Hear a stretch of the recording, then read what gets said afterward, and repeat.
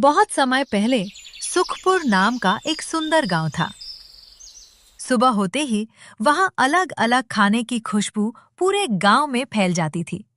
कहीं चाय बन रही होती, कहीं मटन, तो कहीं ढाबों पर तड़का लग रहा होता। इसी गांव में एक गली का राजा था, राकेश, जो छोले भटूरे का ठेला चलाता था। उसकी दुकान करीब 10 साल पुरानी थी और उसके स्वाद में एक अलग ही जादू था। राकेश अपने भटूरे के आटे में हल्की सी सूजी मिलाता था ताकि भटूरे कुरकुरे बने। तलने के लिए वो मूंगफली का तेल इस्तेमाल करता।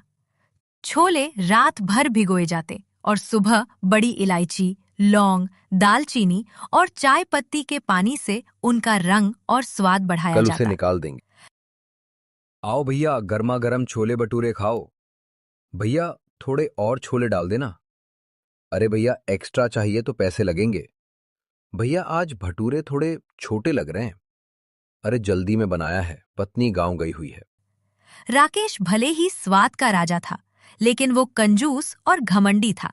उसके पीछे गांव के प्रधान नरेश का हाथ था, जो उसका जीजा भी था। दोनों ने मिलकर गांव वालों की कई जमीनें हथिया ली थीं।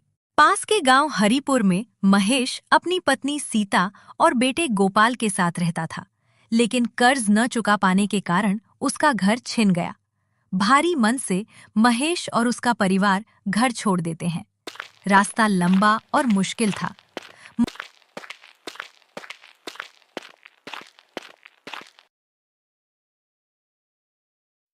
भैया, यहां रहने की कोई व्यवस्था है? हम नहीं रख सकते, लेकिन प्रधान नरेश से मिल लो। तुम्हें यहां रहना है? जी, हमारे पास कोई जगह नहीं है। मेरे पास नहीं, लेकिन सरकारी जमीन पर रह सकते हो। धन्यवाद प्रधान जी। महेश और सीता उस जमीन पर एक छोटी सी झोपड़ी बना लेते हैं। अब आगे क्या करेंगे? हम भी छोले भटूरे का काम शुरू करें? ठीक है, कोशिश करते हैं। महेश ने अपना ठेला शुरू किया। उसका व्यवहार बहुत अच्छा था। धीरे धीरे उसकी दुकान पर भीड़ बढ़ने लगी। भैया, थोड़ा और छोले ले लीजिए, पैसे की चिंता मत करो। जीजा जी, उसने मेरा धंधा खत्म कर दिया। कल उसे निकाल देंगे। मेरी ही गलती है, मुझे उसे रहने के लिए जगह नहीं देनी चाहिए थी।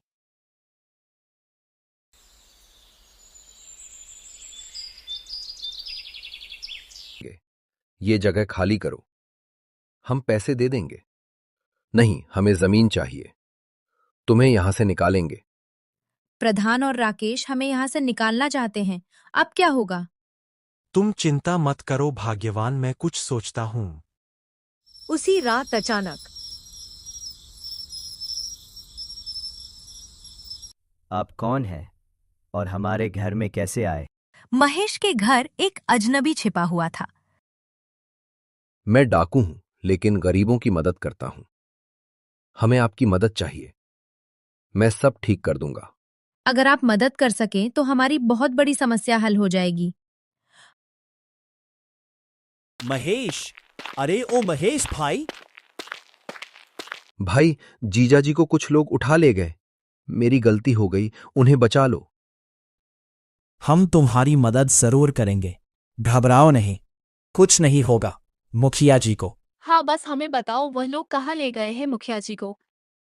महेश और सीता जंगल जाते हैं।